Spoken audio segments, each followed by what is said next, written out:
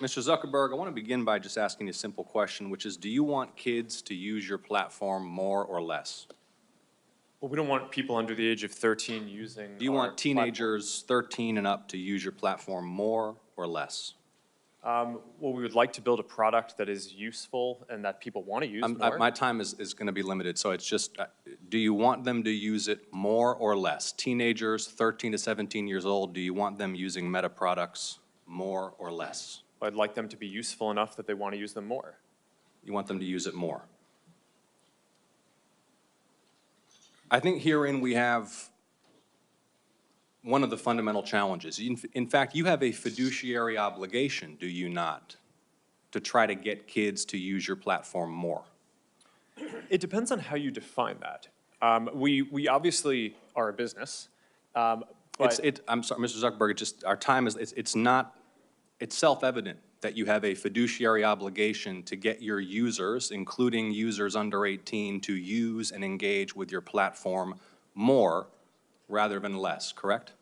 Over the long term, but in the near term, we often take a lot of steps, including we made a change to show less videos that on the platform that reduced amount of time by more than 50 million Okay, hours. but if your shareholders ask you, Mark, I wouldn't, Mr. Zuckerberg here, but your shareholders might be on a first-name basis with you. Mark, are you trying to get kids to use Meta products more or less? You'd say more, right? Well, I would say that over the long term, we're trying to create the most I mean, value let's look. possible. So the 10K you file with the SEC, a few things I want to note. Here are some quotes, and this is a filing that you signed, correct? Yes. Yeah. Our financial performance has been and will continue to be significantly determined by our success in adding, retaining, and engaging active users. Here's another quote. If our users decrease their level of engagement with our products, our revenue, financial results, and business may be significantly harmed. Here's another quote. We believe that some users, particularly younger users, are aware of and actively engaging with other products and services similar to or as a substitute for ours. It continues, in the event that users increasingly engage with other products and services, we may experience a decline in use and engagement in key demographics or more broadly, in which case our business would likely be harmed. You have an obligation as the chief executive to encourage your team to get kids to use your platform more. Senator, Fundamental, I think this is... is that not self-evident? You have a fiduciary Senator, obligation to your shareholders to get kids to use your platform more. I think that the thing that's not intuitive is the direction is to make the products more useful, so that way people want to use them more. We don't give the teams running the Instagram feed or the Facebook feed a goal to increase the amount of time that people spend. Yeah, but you don't dispute, and your 10K makes clear you want your users engaging more and using more the platform. And I think this gets to the root of the challenge because it's the overwhelming view of the public, certainly in my home state of Georgia, and we've had some discussions about the underlying science, that this platform is harmful for children. I mean, you are familiar with, and not just your platform, by the way, social media in general. 2023 report from the Surgeon General about the impact of social media on kids' mental health, which cited evidence that kids who spend more than 3 hours a day on social media have double the risk of poor mental health outcomes, including depression and anxiety. Are you familiar with that Surgeon General report and the underlying study? I read the report, yes. Do you dispute it? No, but I think it's important to characterize it correctly. I think what he was flagging in the report is that there seems to be a correlation, and obviously the mental health issue is very important, so it's something that needs to be studied we know. further. The thing is, everyone knows there's a correlation. Everyone knows that kids who spend a lot of time, too much time on your platforms are at risk. And it's not just the mental health issues. I mean, let me ask you another question. Is your platform safe for kids? I believe it is, but there's an important difference between correlation and causation.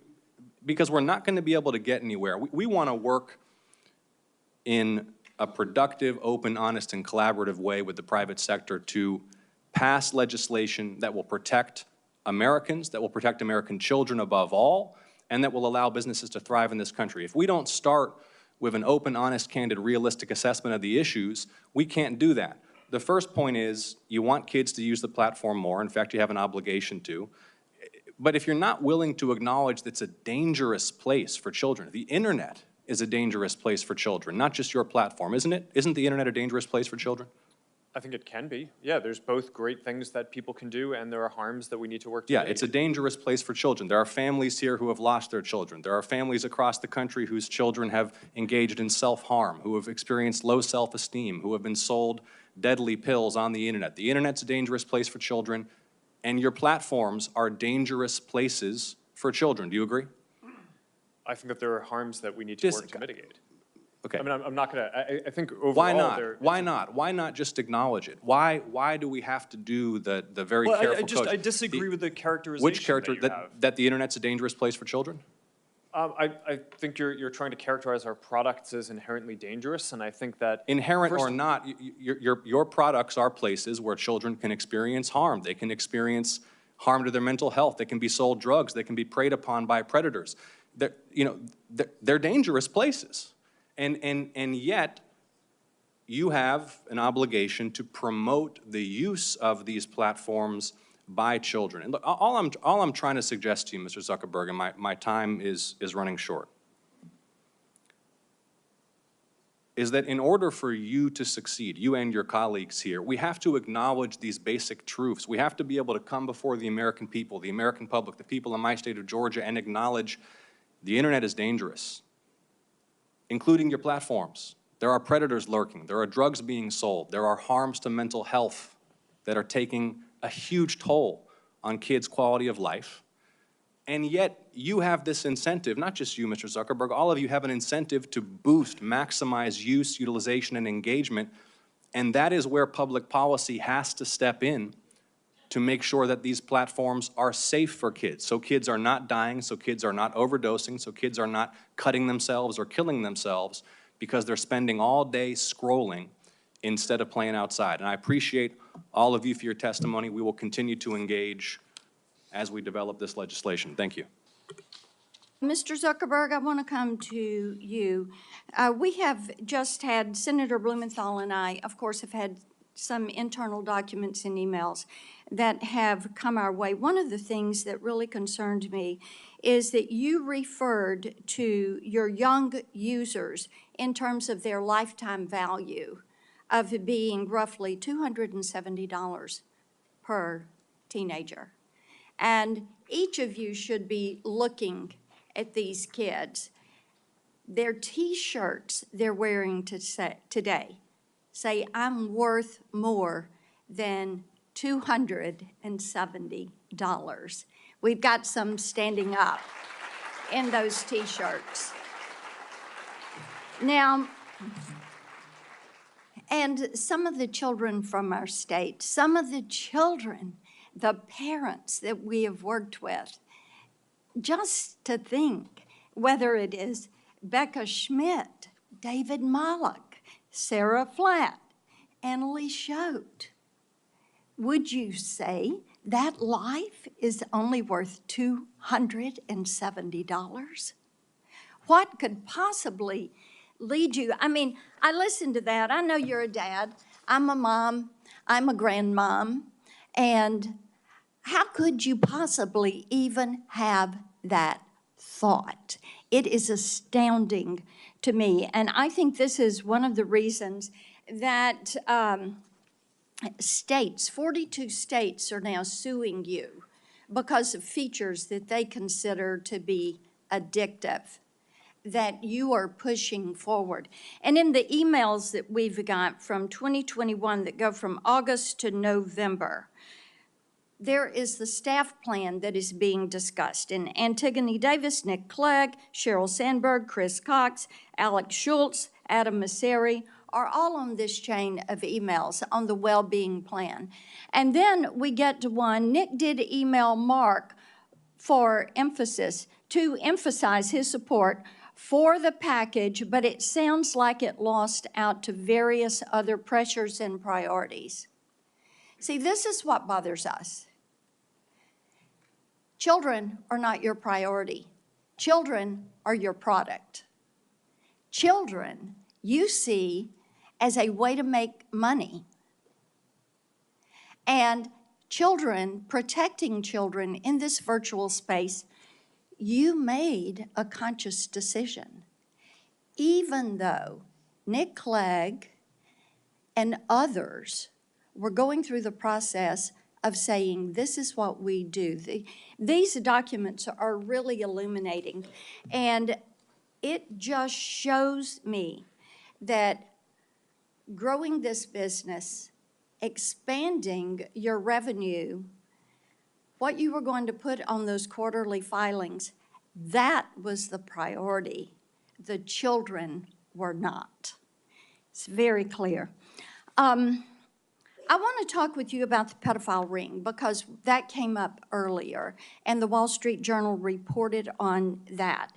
And one of the things that we found out was after that became evident, then you didn't take that content down.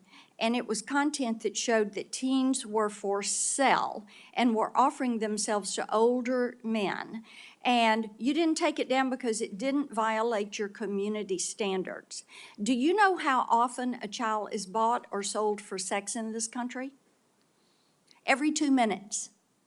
Every 2 minutes, a child is bought or sold for sex. That's not my stat.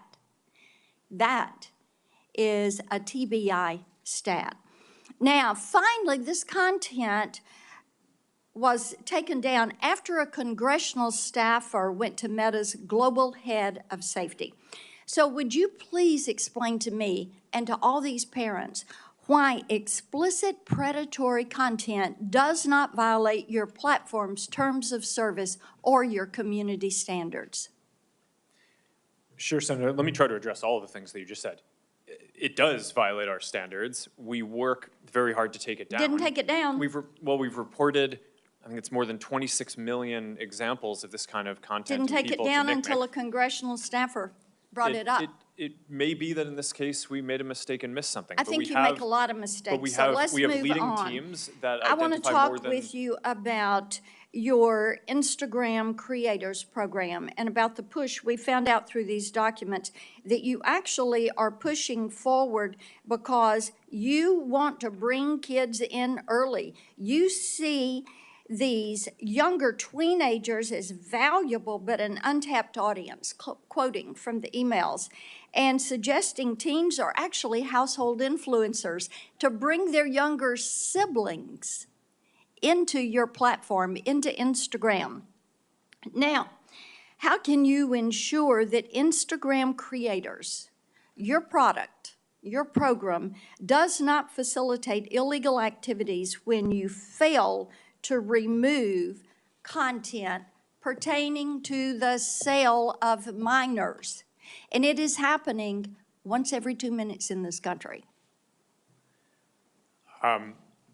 Senator, our tools for identifying that kind of content are industry leading. That doesn't mean we're perfect. There are definitely issues that we have, but we continue to invest a ton in it. Mr. Zuckerberg, yes, there are a lot that is slipping through. It appears that you're trying to be the premier sex trafficking Of course site not, Senator. in this country. Senator, that's ridiculous. No, it Senator, is not ridiculous. You want to turn around and tell these people we don't want this content on our platforms. And why don't you take it down? We do take it We down. are here discussing. We do We more work need to you take it all down to than- work than- with than- us. than- No, you're not.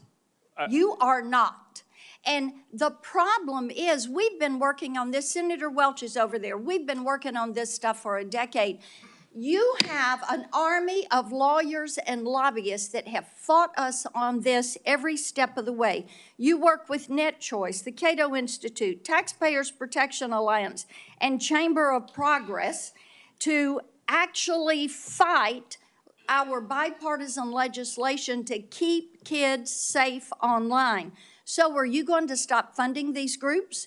Are you going to stop lobbying against this and come to the table and work with us? Yes or no? Senator, we have a... Yes or no?